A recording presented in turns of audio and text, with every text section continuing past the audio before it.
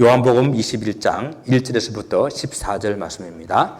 그 후에 예수께서 디베라 호수에서 또 제자들에게 자기를 나타내신 일은 이러하니라. 시몬 베드로라 두문 하는 도마와 갈릴리 가나 사람 나다나엘과 세베대의 아들들과 또 다른 제자들이 둘이 함께 있더니 시몬 베드로가 나는 물고기 잡으러 가노라 하니 그들이 우리도 함께 가겠다 하고 나가서 배에 올랐으나 그날 밤에 아무것도 잡지 못하였더니 날이 새어갈 때에 예수께서 바닷가에 서셨으나 제자들이 예수신 줄 알지 못하는지라. 예수께서 이러시되 얘들아 너희에게 고기가 있느냐 대답하되 없나이다. 이러시되 그물을 배 오른편에 던지라. 그리하면 잡으리라 하시니 이에 던졌더니 물고기가 많아 그물을 들 수 없었더라. 예수께서 사랑하시는 그 제자가 베드로에게 이르되 주님이시라 하니 시몬 베드로가 벗고 있다가 주님이라 하는 말을 듣고 겉옷을 두른 후에 바다로 뛰어내리더라. 다른 제자들은 육지에 가까이 한 50칸쯤 되므로 작은 배를 타고 물고기 든 그물을 끌고 와서 육지에 올라보니 숯불이 있는데 그 위에 생선이 놓였고 떡도 있더라. 예수께서 이르시되 지금 잡은 생선을 좀 가져오라 하시니 시몬 베드로가 올라가서 그물을 육지에 끌어올리니 가득히 찬 큰 물고기가 153마리라 이같이 많으나 그물이 찢어지지 아니하였더라. 예수께서 이르시되 와서 조반을 먹으라 하시니 제자들이 주님이신 줄 아는 거로 당신이 누구냐 감히 묻는 자가 없더라. 예수께서 가셔서 떡을 가져다가 그들에게 주시고 생선도 그와 같이 하시니라. 이것은 예수께서 죽은 자 가운데서 살아나신 후에 세 번째로 제자들에게 나타나신 것이라. 아멘. 자리에 앉으시겠습니다. 요한복음 20장은 부활하신 예수님께서 제자들에게 나타나심으로 십자가의 사역이 완성된 것을 이렇게 보여주었습니다. 우리는 20장을 지난주까지 보면서 그 예수님의 사역이 완성된 것을 보았습니다. 이렇게 예수님의 사역이 완성되었지만은 부활을 믿지 못하는 그런 제자들이 있어서 다시 예수님께서는 제자들이 있는 데 나타나셔서 당신을 보여주시고 또 그런데 공교롭게도 그 중에 한 제자가 그 자리에 없어서 주님을 믿지 못하자 다시 한번 그 제자가 있는 자리에 나타나심으로 예수님의 부활을 믿게 해주셔서 복음서의 내용이 잘 마무리되어 가는 것을 보았습니다. 그리고 이제 마지막 30절과 31절에서는 요한복음의 기록 목적을 이렇게 밝힙니다. 그래서 그것이 결론을 내리고 있는 것이죠. 예수께서 베푸신 기적은 너무 많지만 이 책에 다 기록할 수가 없기 때문에 그 중에서 7가지를 선별해서 예수께서 하나님의 아들이심을 나타내는 표적들로 기록을 하고 있었던 것입니다. 하나님의 아들이신 예수 그리스도의 표적을 보고 그를 믿음으로 영원한 생명을 얻게 됨을 가르쳐 주셨는데 예수께서 말씀하신 대로 당신이 십자가에 죽으시고 부활하심으로 그 영원한 생명을 확신하게 해 주셨습니다. 이렇게 요한복음을 끝내면 딱 맞잖아요. 그죠? 이렇게 요한복음을 끝내도 복음서로서 손색이 없는 그러한 복음서가 될 것입니다. 그런데 요한은 그렇게 끝내고 난 다음에 다시 21장이라고 한 장을 더 첨가한 것을 보게 됩니다. 그래서 어떤 사람들은 이 요한복음 21장을 요한이 죽고 난 다음에 다른 사람들이 그의 제자들이 그 요한복음 21장을 첨가했을 것이라고 주장하기도 합니다. 그러나 대부분의 보수적인 학자들은 사도 요한이 마지막 21장까지 다 기록한 것으로 인정하는데 그 시기는 20장까지 끝내놓고 그 시기는 언제인지를 정확하게 잘 알 수가 없습니다. 그러나 이렇게 20장을 끝내나고 다시 21장으로 한 장을 더 썼다고 한다면 이 21장의 내용은 사도 요한에서는 엄청나게 중요한 내용이 아니겠어요? 그 성경을 기록한 당시에 꼭 기록해야 할 만한 이유가 있지 않았겠습니까? 그래서 우리는 오늘 21장의 말씀을 이번 주와 다음 주에 살펴보면서 사도 요한이 왜 이렇게 중요하게 이 말씀을 기록했는가? 정말 마지막까지 기록하고 싶었던 그 내용이 무엇이었던가? 그것을 한번 생각해 보기를 원합니다. 이 요한복음 21장은 디베라 호숫가에서 부활하신 예수께서 제자들에게 나타나신 것을 기록하고 있습니다. 디베라 호수라고 하는 것은 갈릴리 호수를 가리키는 그런 이름인데 갈릴리 그 호수가 있는 그 지역 전체를 갈릴리 지역이기 때문에 그 지역을 그 있는 호수를 갈릴리 호수다라고 부르고 있는데 갈릴리 호수는 그 주변에 상당히 많은 항구 도시들을 이렇게 가지고 있어요. 그래서 그 도시의 이름을 따라 가지고 또 다른 이름들이 있게 되는데 디베라 오늘 본문의 말씀은 디베라 호수라고 그랬어요. 디베라는 로마의 황제 티베리우스의 황제 이름을 따 가지고 세운 도시가 갈릴리 호수 서쪽에 있게 되는데 동쪽에 있게 되는데 그 동쪽에 있는 서쪽이네요. 서쪽에 있게 되는데 그 서쪽에 있는 도시 이름을 따 가지고 티베리우스 디베라 호수다라고 이렇게 부르고 있습니다. 또 갈릴리 호수 생긴 모양이 제 눈에는 고구마처럼 생겼는데 아마 이스라엘 사람들은 그것이 하프처럼 생겼다고 보였나 봐요. 그래서 하프라고 뜻을 가지고 있는 긴네렛, 그래서 긴네렛이라는 이름을 가지고 긴네렛 호수라고 이렇게 부르기도 합니다. 또 당시에 디베라 도시보다 조금 더 북쪽으로 가게 되게 되면은 그 당시 행정 장관들 그리고 이스라엘의 그 높은 관리들이 사는 그런 동네가 있어서 그 동네 이름을 따라 가지고 키노사르라고 그랬는데 그 이름을 따 가지고 게네사렛 호수다 이렇게 갈릴리 호수를 가지고 한 4가지의 이름을 이렇게 부르기도 합니다. 부활하신 주님을 만난 제자들은 오늘 예루살렘에서 6월절 다 보내고 이 갈릴리로 내려갔습니다. 여러분 제자들이 왜 갈릴리로 내려갔을까요? 예수께서 부활하신 후 천사를 통해 가지고 말씀하셨잖아요. 그죠? 내가 이 막달라 마리아에게 주님께 말씀하신 그 내용을 보게 되면 마태복음 28장이나 마가복음 16장이나 이런 내용을 보시게 되게 되면 그가 죽은 자 가운데서 살아나셨고 너희보다 먼저 갈릴리로 가신다니 거기서 너희가 배우리라. 그러니까 주님께서 갈릴리로 가실 것이고 너희들이 그곳에서 주님을 뵙겠다라고 말했으니까 제자들이 갈릴리로 가는 것이 당연하죠. 아마 6월절 기간을 다 보내고 난 다음에 예루살렘에서 갈릴리로 내려갔을 것입니다. 그런데 갈릴리로 내려와가지고 기다리고 있는데 몇 날이 기다려도 예수님을 만나지 못한 거예요. 베드로를 포함한 7명의 제자들이 갈릴리로 갔는데 주님을 기다려도 나타나지 않으시자 베드로가 나는 물고기 잡으러 가겠다라고 할 때에 다른 제자들도 나도 해가지고 다 물고기 잡으러 갔습니다. 그럼 다시 한번 질문을 할게요. 여러분, 베드로가 왜 다시 물고기를 잡으러 갔을까요? 여러분 어떻게 생각하세요? 베드로가 물고기 잡으러 간 이유가 뭐라고 생각하세요? 어떤 사람들은 베드로가 예수님께 받은 사명을 버리고 다시 세상으로 돌아간 것이라고 이해하기도 합니다. 호스킨스라는 이 주석가는 그렇게 이해를 해요. 그런데 그렇게 설명하기로는 부활하신 주님을 만난 후에 베드로나 제자들의 그런 모습을 그렇게 비약하기는 좀 어려운 것 같아요. 부활하신 주님을 만났다고 하는 것은 우리가 일반적인 그런 경험에서 할 수 없는 정말 그 제자들로서 놀라운 경험을 한 것이거든요. 역사 이래에 경험해보지 못했던 사건, 그런 사건들을 제자들이 경험을 했습니다. 물론 아직 오순절 성령 강림이 있기 전이기는 하지만은 그래도 적어도 부활하신 예수님을 만나고 난 다음에 제자들의 삶은 달라져 있었거든요. 그래서 다시 물고기 잡으러 간 이것을 사명을 버리고 세상으로 돌아가는 것으로 저는 생각하기는 좀 어려운 부분이 있는 것 같습니다. 그래서 이 부분을 제자들이 고기를 잡은 것을 좀 더 일반적이고 상식적인 그러한 것으로 차원에서 생각해 보았으면 좋겠습니다. 주님께서 제자들을 만나겠다고 하신 갈릴리로 가서 기다리고 있는데 부활하신 주님이 며칠이 지나도 나타나지 않으시고 그리고 고향에 돌아온 제자들이 시간이 지나면서 점점 먹고 살아야 하는 문제가 그들에게 대두되지 않았을까 생각해 봅니다. 주님을 기다리는 것, 부활하신 주님을 기다리는 일도 중요하지만은 그러나 다 큰 성인들이 아무것도 하지 않고 주는 밥만 먹고 있는 것은 그렇게 자연스러워 보이지 않습니다. 원래 그들이 어부였기 때문에 그들이 가장 잘할 수 있는 그 일을 가지고 일을 하는 것이 오히려 당연한 것이 아닐까 생각을 해봅니다.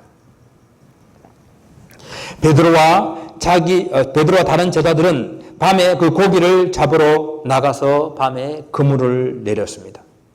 제자들에게 있어서 그물을 내리는 것은 그들의 본래의 직업이었습니다. 저는 일할 힘이 있고 여건이 주어진다면 일을 하는 것이 바람직하며 아름다운 것이라고 생각합니다.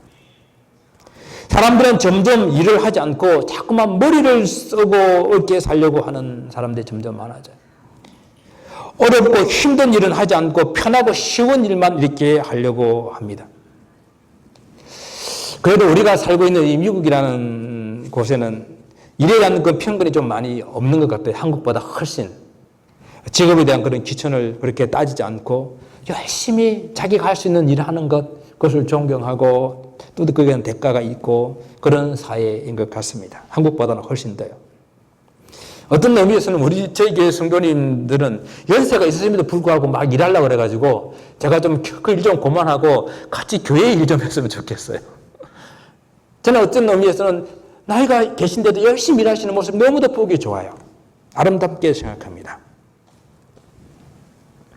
오늘 베드로와 다른 제자들이 밤에 가서 물고기를 잡는 일, 저는 아름답게 생각하고 그리고 그들이 할 수 있는 본래의 직업으로서 당연한 일이었다라고 생각을 합니다. 베드로와 함께 밤새도록 그물을 내린 제자들이 그날 밤에 고기를 한 마리도 잡지 못했다는 게 문제가 있어요. 그런데 사실 따지고 보면 이것도 사실은 기적 같은 일이에요. 왜냐하면요, 갈릴리 호수는 어종도 다양하고 정말 물고기가 많거든요. 제가 갈릴리 호수 거기 가가지고 그 호숫가에서 같이 이제 침례 의식을 하는데 물고기들이 제 발을 이렇게 쪼아가지고 경건하게 해야 되는데 간지러워가지고요, 웃음이 막 나는 거예요. 고기가 너무너무 많아요. 그 고기도 낮보다도 밤에 잘 잡히게 되는데 이제 밤이 되게 되면 이제 수온이 좀 이렇게 내려가니까 고기들이 밑에 있던 고기들이 막 위에 이제 올라오거든요. 그러면 그 얕은 곳에서도 고기가 많이 잡히는 그런 호수이기 때문에 갈릴리호수는 주로 밤에 고기를 잡으러 갑니다. 이런 사실을 너무도 잘 알고 있는 그런 베드로를 위시해서 그런 제자들이 밤에 호수로 나가 고기를 잡기 위해서 그물을 내렸는데 한 마리도 잡지 못했다는 거예요. 여러분, 이 사람들이 고기 잡는 데 전문가들이잖아요. 3년 동안 좀 고기를 안 잡았다 그래가지고 실력이 줄었을까요? 아니면 이런 일이 일어나야 할 이유가 있지 않을까요? 오늘 본문은 베드로를 포함한 7명의 그런 제자들이 왜 다시 고기를 잡으러 갔느냐, 그들이 주님의 사명을 어기고 다시 세상을 돌아갔느냐 하는 그런 곳에 초점이 있는 것이 아니라 정말 물고기 잡는 데는 전문가였던 그런 갈릴리 어부 출신의 제자들이 고기가 많은 갈릴리 호수에서 밤새도록 그물을 내렸지만 고기를 한 마리도 잡지 못했다는 것에 바로 초점이 있는 거예요. 밤새도록 그물을 내리고 또 내렸지만 고기를 잡지 못한 채 새벽이 밝아오고 있습니다. 자기들의 실력으로도 상식적으로도 이해되지 않는 그 밤을 보내고 새벽에 빈 그물을 들어 올리고 있을 때에 주님께서 찾아오셔서 물으십니다. 얘들아, 너에게 고기가 있느냐? 주님께서 호숫가에 서 계시지만은 그들은 주님이신 줄을 알지 못한 때 대답합니다. 없나이다. 여기 주님께서 물어보시는 이 질문은요, 이런 질문이에요. 부정적인 대답을 기대하면서 질문하는 그런 질문입니다. 이런 것이죠. 너희들에게 고기가 없지? 고기 한 마리도 못 잡았지? 라고 물어보는 질문이에요. 그러니까 아닙니다. 고기를 한 마리도 못 잡았습니다. 라고 대답을 하는 거예요. 이 질문은 빈 그물 인생들에 대한 모든 인생들에 대한 주님의 질문이십니다. 너희들의 인생의 그 그물에 잡힌 고기가 있느냐 하는 것입니다. 이 밤새도록 고기를 잡았지만 한 마리 잡지 못해서 인생의 빈 그물을 경험해야 했던 바로 이 제자들은 그것이야말로 빈 그물이야말로 주님의 도우심과 필요함을 알게 되는 그런 사건이었습니다. 사람들은 참으로 교만하고요, 어리석고 무지합니다.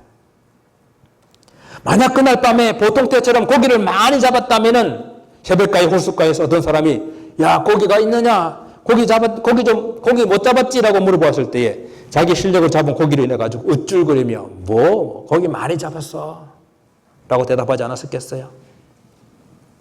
그런 상황 가운데서 야, 배 오른편에다 고물을 한번 내려봐 라고 하면은 그들이 순종했을까요? 당신이 누군데 갈릴리 호수에서 잔뼈가 굵은 우리들이 더 고기에 대해 잘 알지 고기에 대해서 뭐 잘 아냐라고 질문하지 않았겠어요?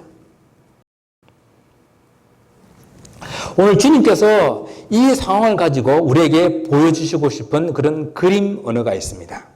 이 그림 언어라고 하는 것은요, 어떤 비슷한 그런 상황을, 이렇게 장면을 만드셔가지고 그 장면을 통해서 주님께서 무엇인가 말씀하시고 싶은 메시지가 있는 것, 그런 것을 그림 언어라 그래요. 이 그림 언어는 처음 주님께서 제자들을 부르시는 그날 밤에 밤새도록 고기를 잡았지만 한 마리도 잡지 못했던 바로 그날을 제자들에게 기억하게 하시기 위한 그림 언어를 보여주고 계신 거예요. 주님을 알지 못하고 살아가면서 세상에 있는 그 물고기를 잡아 사는 그것이 그들의 인생의 전부인 양 밤새도록 고기를 잡고 그렇게 살아가는 그런 인생 가운데 그날 밤에는 한 마리도 잡지 못해서 주님을 만나게 됐던 바로 그날을 기억하게 하시는 것입니다. 그래서 첫 번째 그날은 주님을 만나기 전에 인생들이 그물을 내리고 또 내리지만 그 모든 것들이 빈 그물이라는 것을 알게 했다고 한다면 오늘 이 두 번째 이 그림은 주님께서 주님을 만나고 난 이후에도 부활을 경험한 이후에도 은혜를 받고 난 이후에도 주님 없는 인생을 살아가면 여전히 빈 그물일 수밖에 없다는 것을 다시 한번 보여주는 그런 그림 언어가 있는 것이에요. 여러분, 주님 없는 인생은 빈 그물입니다. 부활을 경험한 제자로서 그래도 갈릴리 돌아가서 주님이 부활을 전하는 삶을 살았더라면 참 좋았을 것이다 라고 생각하는데 그들이 물고기 잡으러 간 그날 밤에 한 마리도 잡지 못함으로 인해 가지고 다시 한번 그들 인생에 깨워주시는 주님의 메시지는 인생의 빈 그물을 경험하는 것, 오히려 그것은 그들에게 큰 유익이었다라는 것입니다. 베드로와 다른 제자들이 그날 밤에 갈릴리 호수에서 그물을 내고 있었던 상황으로 제자들과 오늘날 저와 여러분들에게 주시는 교훈이 있습니다. 부활하신 주님을 만나고 난 후 갈릴리로 돌아온 제자들이 다시 물고기 잡으러 나갔을 때에 그 배에 주님께서 안 계셨다라는 것입니다.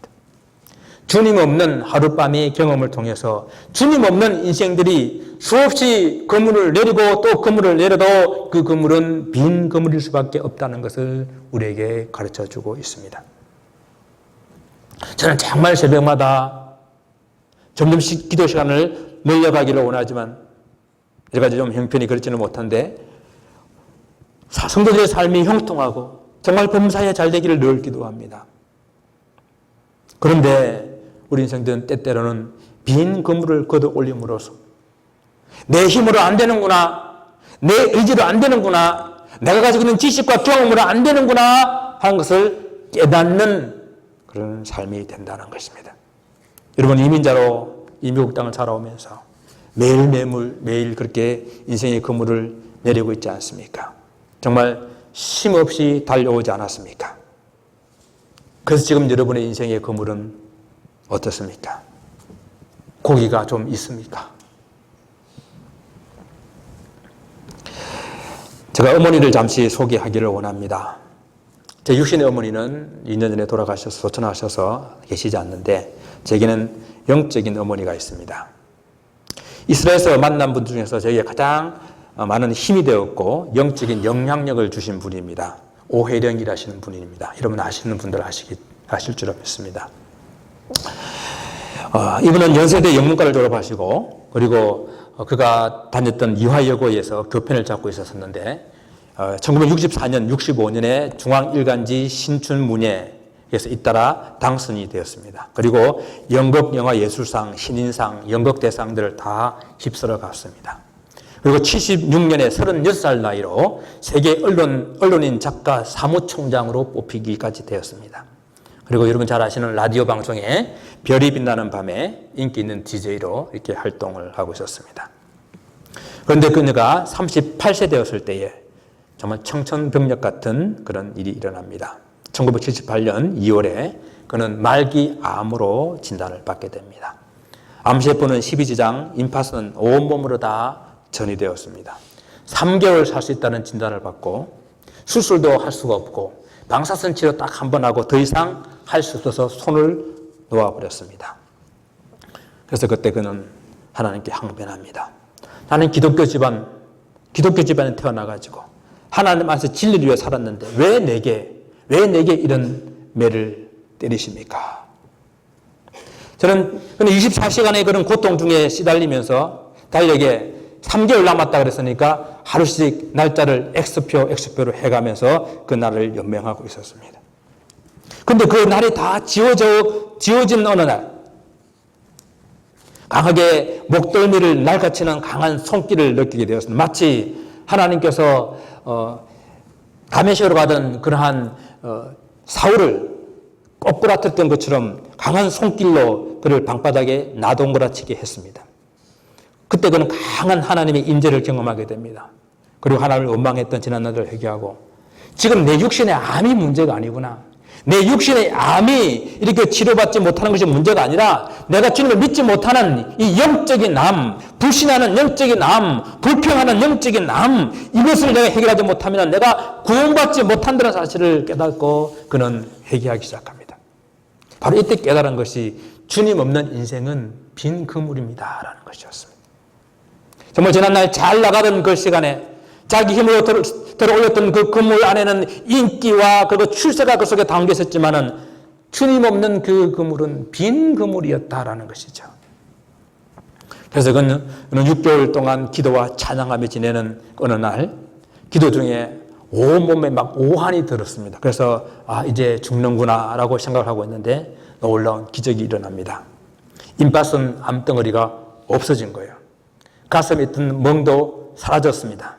그리고 배에 차올랐던 복수도 꺼졌어요. 그리고 호흡하기 곤란했던 그 숨도 평안하게 숨을 쉴 수가 있었습니다. 3개월 시한부 인생을 하나님께서 고쳐주신 것입니다. 그래서 그때 그 덤으로 받은 그 인생을 이제 나는 하나님 앞에 가난하고 소외된 그러한 사람들을 위해서 살겠다 서운하고 경기도 화성군에다가 평화의 집을 만들고 지금까지 무위탁 노인들과 어린 아이들을 돌보며 살고 계십니다. 정말 젊은 나이에 재능으로 많은 재능이 있었어요. 정말 그 많은 재능으로 인기와 명성을 함께 누리며 달려가던 그 인생을 하나님께서 멈춰 세우시고 주님 없는 그 인생은 빈 그물임을 알게 해 주신 것입니다. 원래 몸이 약하셔가지고 그 후에도 많은 질병들이 그 몸을 찾아왔어요. 그래서 걸어다니는 종합병원에 할 정도로 39가지의 큰 질병이 그의 몸을 지나갑니다. 지금부터 11년 전에는 관상대동맥 경련증이라는 아주 희귀병까지 찾아옵니다. 제게 많은 편지를 이렇게 보내주셨는데요. 나중에는 직접 편지를 쓸 수가 없어가지고 불러주는 것을 옆에 있는 사람이 타이핑한 편지를 저한테 보내주셨어요. 편지가 항상 이제 손글씨로 써주시는데 한 번은 타이핑된 게 왔습니다. 그래서 밑에 그렇게 더 이상 편지를 손을 쓸 수가 없어서 내가 불러주는 것을 옆에 있는 사람이 타이핑하고 있다라고 이렇게 적어 놓으셨어요. 그러면서도 그는 결코 기도하는 시간을 줄이지 않습니다. 하루에 7시간씩 기도합니다. 그가 고백하기를 저의 힘의 활력은 오직 주님을 의지하게 하는 기도뿐입니다. 그분이 쓴 기도집이 있는데 그 기도집 제목이 당신 없는 인생은 빈 그물이오니 제가 받은 책 이 책입니다. 이 책 안에 1년 360일 하루하루를 말씀을 묵상하며 기도로 기도로 이렇게 고백하는 그런 내용들이 있는데 그 묵상집에 4월 15일 부활절입니다. 그 오늘 본문 말씀 요한복음 21장 이 말씀으로 묵상한 내용이 있어서 제가 읽어드리겠습니다. 호숫가에 서 계신 부활하신 주님, 당신 없이 한평생 수고해 보아야 우리 인생은 빈 그물이오니다. 우리 삶의 의미 오직 한 분이신 주님, 저희가 비록 당신을 잠시 떠난다 해도 재중에 방황한다 하더라도 당신이란 존재는 지울 수 없는 하나의 흔적입니다. 당신 없이는 채워진 그물을 기대할 수 없사옵니다. 당신 떠나시고 제자들이 밤새도록 한 일, 그것은 빈 그물이여 사옵나이다. 날마다 호숫가에서 저희는 기다리시는 당신을 바라보게 하옵소서. 제가 17년 전에 이스라엘에서 이분을 만났을 때에도 몸이 많이 아팠었는데 아주 힘들게 성지순례를 이렇게 오셨습니다. 그때 이스라엘 성지를 함께 이렇게 다니시면서 가는 곳곳마다 같이 기도하고 교제하면서 그분이 저를 영적인 아들로 삼겠다 하셨습니다. 그 후 계속해서 영적인 지도도 받고 교대도 해왔었는데 지금은 좀 관계가 소원해졌습니다. 언제부터인 줄 아세요? 제가 교회를 개척할 때부터였어요. 그분은 제게 교회 개척을 반대했습니다. 지금은 교회 개척의 시대가 아니다. 안 된다. 근데 제가 교회를 원래 개척할 마음도 없었거든요, 처음에는. 교회를 개척하고 다시 그분 앞에 연락을 못하는 이유는 부흥이 안 됐어. 좀 부흥이 되면 어머니 그래도 교회 개척했는데 부흥됐어요라고 연락하고 싶은데 아직 연락을 잘 못 드리고 있습니다. 그날 밤에 주님께서는 제자들에게 당신 없는 인생들은 빈 그물임을 경험하게 해주었습니다. 고기 잡는 일은 정말 그들이 제일 잘할 수 있는 일이었고, 그리고 이런 일은 주님이 필요 없는 것이라고 생각하는 그 일에 주님 없이는 그들이 가장 잘하는 그 일도 빈 그물만 들어올릴 수밖에 없다는 사실을 깨닫게 해주신 것입니다. 왜냐하면 이제 앞으로 이 제자들은 그 삶이 이 고기 잡는 어부가 아니라 사람 낚는 어부로 살기 위해서 절대적으로 주님 없이는 안 된다는 것을 깨달아야 했기 때문이었습니다. 사랑하는 성도 여러분, 혹시 주님 없이 열심히 그물을 내리고 있지는 않습니까? 수고하고 땀 흘렸는데도 인생의 중반을 돌아보니, 인생의 황혼기를 돌아보니 여전히 빈 그물인 분은 안 계십니까? 주님 없이 밤새도록 그물을 내려도 빈 그물일 수밖에 없다는 사실을 다시 한번 깨달을 수 있기를 바랍니다. 주님 없는 그 밤, 밤새도록 수고하였지만 빈 그물이었던 제자들에게 주님께서 오셔서 배 오른편에 그물을 내리라 말씀하셨습니다. 배 오른편에 그물을 내렸더니 물고기가 많아서 그물을 들 수 없을 정도로 많은 고기를 잡았습니다. 이때 깨달아야 했다는 것입니다. 아, 주님 없이는 빈 그물이요. 주님이 함께 하시면은 그 그물에 고기가 가득하게 되는구나. 말씀하시는 그분이 주님이신 것을 깨달았던 주님의 사랑하시는 제자 사도 요한이 베드로에게 야, 주님이시다라고 말합니다. 이거를 알려주자마자 베드로가 벗고 있다가 겉옷을 그냥 두르고 호수로 뛰어들어서 주님께 헤엄쳐 왔어요. 늘 베드로는 이 모양이에요. 생각도 많고 조심성 있는 요한보다도 그냥 성질 급하고 행동이 앞서는 베드로는 앞뒤 가리지 않고 그냥 물속에 뛰어듭니다. 저는 이런 베드로가 좋아요. 저는 잘 그렇게 못하거든요. 요거 저거 교회를 개척하면 될까 말까 한참 생각하다가 이 늦은 나이에 개척을 해가지고.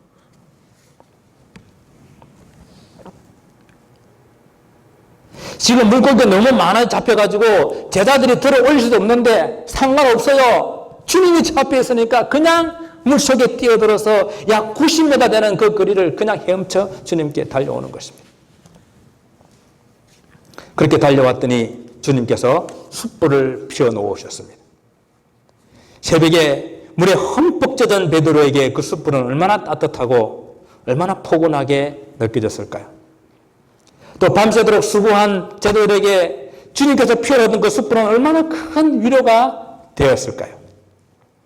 그런데 그 새벽에 피워놓은 그 숯불이 따뜻함과 위로함보다도 오늘 베드로에게 또 다른 그림 언어를 보여주고 있습니다.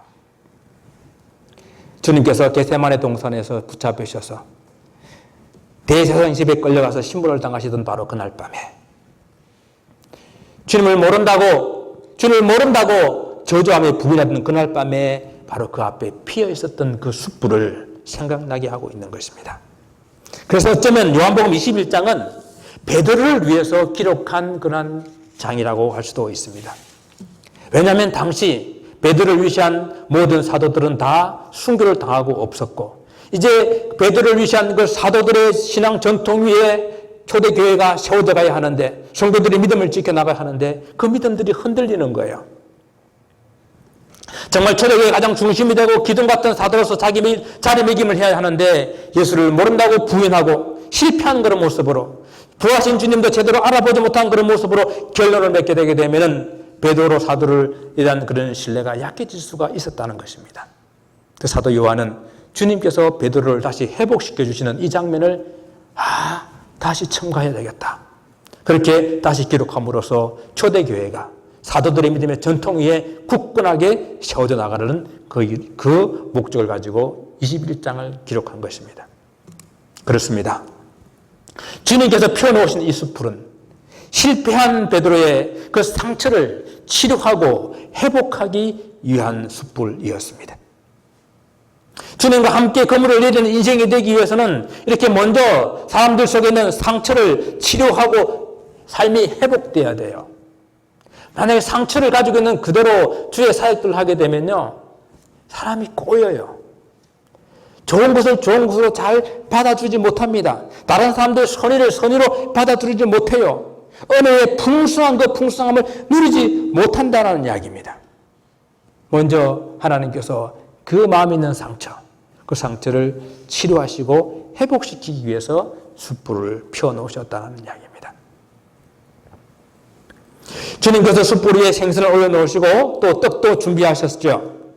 밤새도록 그물을 내리면서 지친 제자들에게 육신의 음식, 육신의 양식이 또 필요하고 먹어야 된다는 것입니다. 육신의 음식을 준비해 주심으로 그 기운을 다시 회복시켜 주시는 것을 보게 됩니다. 우리가 이 땅에 사는 동안에 육신의 양식이 필요하고 또 먹어야 되잖아요. 육신의 건강도 중요하잖아요. 우리가 이렇게 신앙생활하면서 영적이다 하는 말을 많이 하는데, 이 말을 잘못 이해해가지고 육신의 일과 분리해서 생각하는 경우들이 많아요. 이는 당시 헬라 철학의 이분법적인 그런 사고로 잘못된 성경관이에요. 아니, 성경관이 아니에요. 우리 몸을 영혼과 육신을 분리할 수 있습니까? 같이 이렇게 조화를 이루는 한 이런 유기체적인 그런 존재 아닙니까? 그와 마찬가지로 영적인 일과 육적인 일이 분리된 것이 아니라 함께 조화를 이루어 나가야 하는 것이죠. 오늘 주님께서 보세요. 주님께서도 제자들에게 그 숯불 위에다가 생선을 올려놓고 그리고 떡을 준비해서 먹이고 있지 않습니까? 그리고 밤새도록 수고해서 한 말 잡지 못한 그 그물에다가 주님께서 오른쪽에 그물을 던져라 하고 많은 고기를 잡게 해 주시지 않았습니까? 시몬 베드로가 제자들과 함께 그 그물을 육지로 끌어올렸더니 오늘 이 성경은 잘 우리에게 묘사해 주고 있습니다. 가득히 찬 큰 물고기가 153마리다. 여기서 잡은 물고기에 대한 비유를 한번 보세요. 그냥 찌질한 것들, 잔챙이들 그물에 잔뜩 있는 것이 아니라 가득 찼는데 큰 물고기가 153마리라는 거예요. 주님 말씀에 순종하여 잡은 물고기, 잡은 삶은 그 그물을 가득 채우고 그 그물이 풍성한 것을 말씀해 주고 있습니다. 우리가 하나님을 믿는다고 하는 것은 무조건 가난하고 고난받는 삶을 말하는 것이 아니에요. 하나님께 주시는 축복으로 정말 여러분들 사업이 성공하고 여러분이 정치적으로도 자녀들이 성공하고 각 사회 분야에서 성공적인 삶을 해주시는 분이십니다. 중요한 것은 뭔가 하면요, 그 축복을 가지고 어떻게 사느냐 하는 것입니다. 그래서 그 받은 축복은 내가 그 축복을 나누는 문제에 있어서 오늘 이 본문을 우리는 적용을 해야 하는 것입니다. 어려운 사람들을 볼 때에 우리가 가장 잘할 수 있는 것, 또 해야 하는 것은 물론 기도예요. 그러나 실제적으로 어려운 이웃들과 함께 사랑을 나누는 것이 동시에 있어야 합니다. 말로만 배부르게 하라, 더 없게 하라 하는 것이 아니라 조그만 하는 것이라도 함께 나눌 수 있는 그런 실제적인 도움이 되어야 된다는 이야기입니다. 여러분 한번 잘 보세요. 다른 사람들에게 저 사람은 열심히 교회 다니고 기도 열심히 하고 정말 말씀으로 사는 그런 영적인 사람으로 인정받는 사람이 있었는데 그 사람이 어떤 일이 생기면 손을 걷어붙이고 일을 하고 정말 그 사람이 밥을 해서 사람들에게 먹이게 되면 그 따뜻한 밥 한 그릇이 얼마나 인간미가 있고 얼마나 감동이 있고 얼마나 사람들의 마음을 열게 하는 줄 아세요? 이렇게 영적인 것은 이런 육적인 것과 조화를 이루어야 되는 것입니다. 배가 고파하면 먹을 것을 주고 육신의 질병으로 고통당하면 그 고통과 함께 동참하고 함께 시간을 나눠 가질 수가 있어야 하는 것이에요. 그래서 우리가 목장을 하는 교회가 좋고 중요한 이유는 힘들고 지친 사람들에게 와서 밥 한 그릇 먹으라 라고 말할 수 있는 목장 교회가 있다는 거예요. 여러분 목장에 오라 그럴 때에 와서 예배 드리라고 말할 필요 없어요. 목장이라고 말할 필요도 없습니다. 우리 집에 와서 밥 한 그릇 좀 먹으라. 밥 한 그릇 먹으라. 여러분 목자가 목장 식구들 밥에 먹는 것이 목장 아니에요. 목자가 열심히 목장 식구들 밥에 먹이는 그것이 목장 교회가 아니라고요. 목원들이 목자를 도와서 신약교회가 영혼구원하여 제자 삼는 그 일을 하고자 하는데 함께 도와서 그 일을 할 수 있도록 힘을 합해서 함께 달려가는 것, 그것이 목장교회예요. 목원들이 목자를 도와서 정말 세상에 소외되고 어려운 사람들을 초청해서 밥 먹이는 그 일을 함께 하는 것이 목장교회예요. 그래서 신약교회를 함께 실천해 나가야 한다는 것입니다. 제자들이 밤새도록 빈 그물을 들어 올리고 있을 때에 우리 주님께서 제자들을 불렀습니다. 여러분 언제부터 주님께서 그곳에 계셨을까요? 여러분 한번 생각해 보셨어요?